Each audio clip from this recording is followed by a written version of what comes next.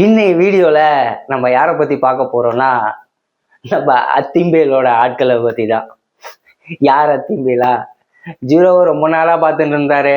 அந்த அத்திம்பேலை பத்தி தான் இன்னைக்கு நம்ம பார்க்க போறோம். இவ்வளவு நாளா அத்திம்பேலை எதுவும் பண்ணாம தான் நம்ம அத்திம்பேலை கடந்து போயிட்டு இருந்தோம். அதுவும் குறிப்பா 50 நாளா அத்திம்பேலோட ஆட்கள் எல்லாரும் அமைதியா இருந்தப்போ, நேத்து அத்திம்பேலோட ஆட்கள்ல ஸ்டாரான ஆளு இடும்பவனம் கார்த்திக் அவர் நேற்று போராட்டத்துல சில வார்த்தைகளை பேசியிருக்காரு. இன்னைக்கு அதை பத்தி தான் நம்ம அத்திம்பேலை பார்க்க போறோம்.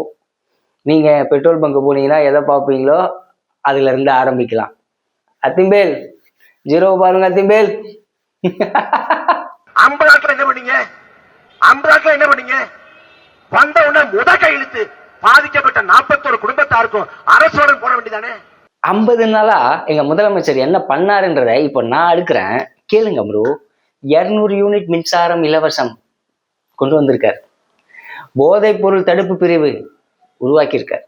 சிங்கப்பெண் சிறப்பு அதிரடி படை உருவாக்கியிருக்கார். ஊழல் இல்லாத வெளிப்படையான அரசாங்கம். இந்த வார்த்தையெல்லாம் நம்ம கேள்விப்பட்டதே கிடையாது. முதல் முறையா நடந்துகிட்டு இருக்கு மிஸ்டர் இடும்பாவனம் கார்த்திக் அவர்களே. முதல் முறையா நடந்துட்டு இருக்கு. அப்புறம் 38,000 கோடி மதிப்பிலான கப்பல் கட்டும் திட்டத்திற்கு ஆதரவு அளித்துள்ளது. இன்னும் இருக்கு. ஆனா இதுக்கு நடுவுல 50 நாட்களாக உங்க அத்திம்பேல் என்ன பண்ணிட்டு இருந்தாருன்னு பார்ப்போமா? அப்பாவானாரு 2வது வாட்டி. அப்புறம் அனிதா ராதாகிருஷ்ணன் ஐயா சீர் கொண்டு வந்தாரு. சரி ஆனா விடுங்க, அது அவரோட தனிப்பட்ட வாழ்க்கை, அதுக்குள்ள நான் போக மாட்டேன். No no no no no no no அவர் 2வது வாட்டி அப்பா ஆனதோ, அனிதா ராதாகிருஷ்ணன் ஐயா சீர் கொண்டு போனதோ நான் கேட்கல. அதுக்கப்புறம் திருமண விழாவில் ஐயா ஸ்டாலின் அவர்களோடு நல்லா தமிழ் தேசியமும் திராவிடமும் ஒரு பாதையில் சந்தித்த தருணங்களை பார்த்தோம் நாங்க. அதுக்கப்புறம் அத்திம்பேல் எங்கேயோ பென்ஸ் ஓட்டின்ட்டு போயிட்டு இருந்தார், அதை பார்த்தேன். இது ரெண்டுத்துக்கும் ஏதாவது சம்மந்தம் இருக்கான்னா நேக்கு தெரியல. ஆனா மக்கள் உங்க எல்லாருக்கும் என்ன தெரியுமோ அதை நீங்க கமெண்ட்ல தெரிவிங்க. அடுத்து நேத்து சின்ன அத்திம்பேலோட இந்த அத்திம்பேல் கலந்துகிட்டார் ஒரு கூட்டத்துல எங்க எதிர்கட்சி தலைவரோட. 2 பேரும் அப்படியே திராவிடமும் தமிழ் தேசியமும் ஒரே புள்ளியில் இணைந்து ஒன்றோடு ஒன்று கலந்து அப்படியே நெகிழ்ச்சியான தருணங்களை இருவரும் வெளிப்படுத்தினர். அப்படியே பார்க்க எங்களுக்கு அத்திம்பேல் சொன்னதான் ஞாபகம் வந்தது. சக்கரை பொங்கலுக்கு வடகரி, அதான் ஞாபகம் வந்துச்சு. சாம்பார்ல ஏதோ சொல்லுவீங்களா, அதெல்லாம் போட்டு குழஞ்சா மாதிரி இருந்தது அத்திம்பேல். அப்படி இருந்தது.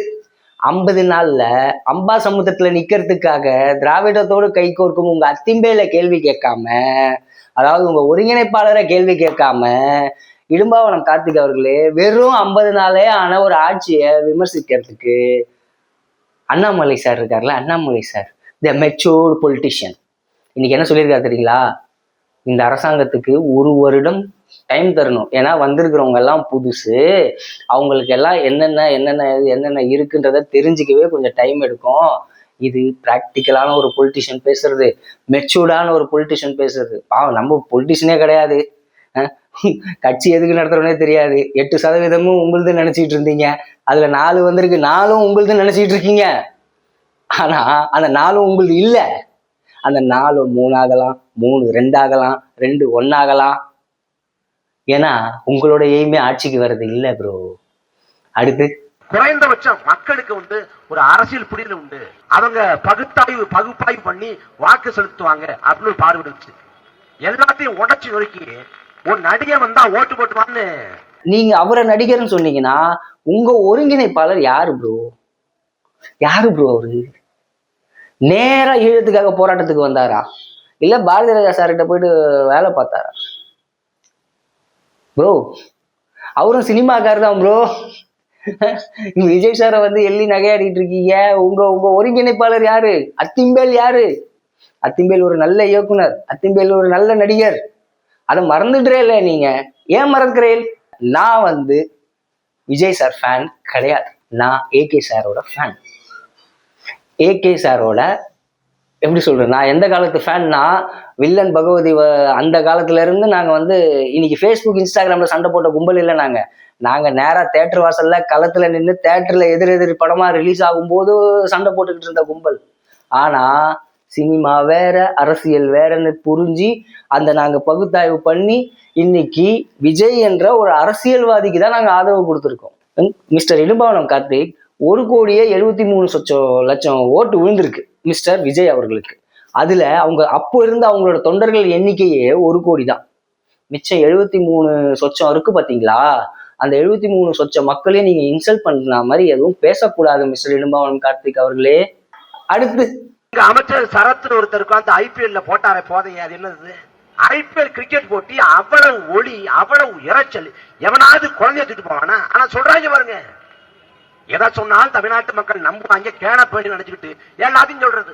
அதேதான் ப்ரோ நானும் கேட்குறேன்.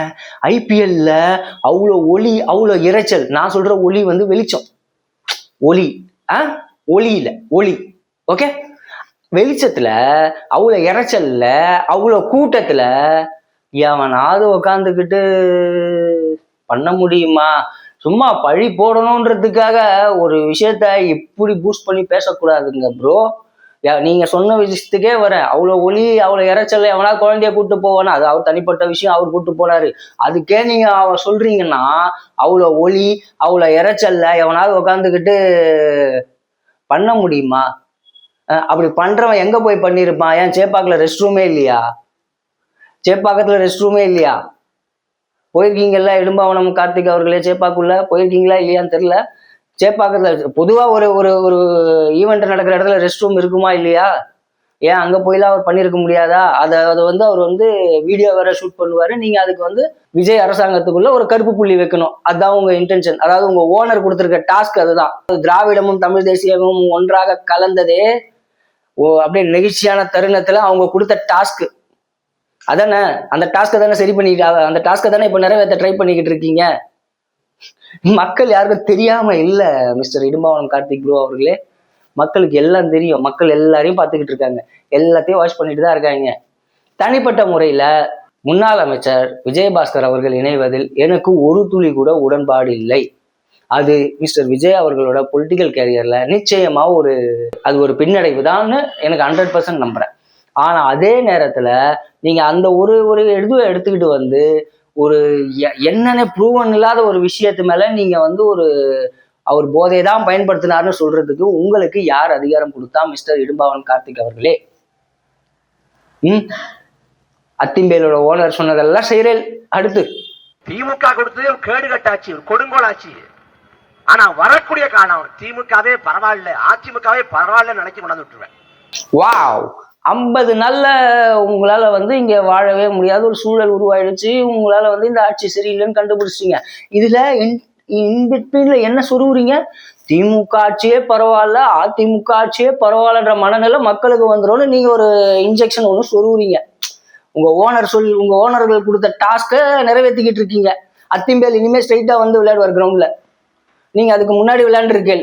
டெஸ்ட் மேட்ச், இது பிராக்டிஸ் மேட்ச் நீங்க விளையாடுறேன்.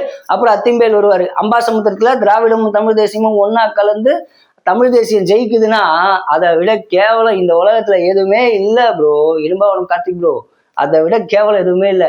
ஒரு திராவிடத்தோட ஆதரவால தமிழ் தேசியம் ஜெயிக்குதுன்னா தமிழ் தேசியம் கொள்கை உள்ள நண்பர்கள் அத்தனை பேருமே உங்களை விட்டு விலகுவார்கள். சொன்னல முன்னாடியே 4-3 ஆகும், 3-2 ஆகும், 2-1 ஆகும், 1 ஒண்ணுமே இல்லாமவும் ஆகும். அதாவது அத்திம்பேல் கடைசி வரைக்கும் 0 மட்டும்தான் பார்ப்பாருன்னு உறுதியாக நம்பி, உறுதியாக கூறி, அவங்க ஓனர் கொடுக்குற எத்தனை டாஸ்கையும் அவங்களால நிறைவேற்ற முடியாம அவங்க என்னதான் பண்ணாலும் அதை நிறைவேற்றவே முடியாது. அம்பாசமுத்திரத்துல 2 பேரும் வேட்பாளர் போடாம அண்ணன் சீமான் நின்னார்னா, அப்படி வெற்றி பெற்றார்னா அந்த வெற்றி தமிழ் தேசியத்திற்கு கிடைத்த தோல்வி. நன்றி.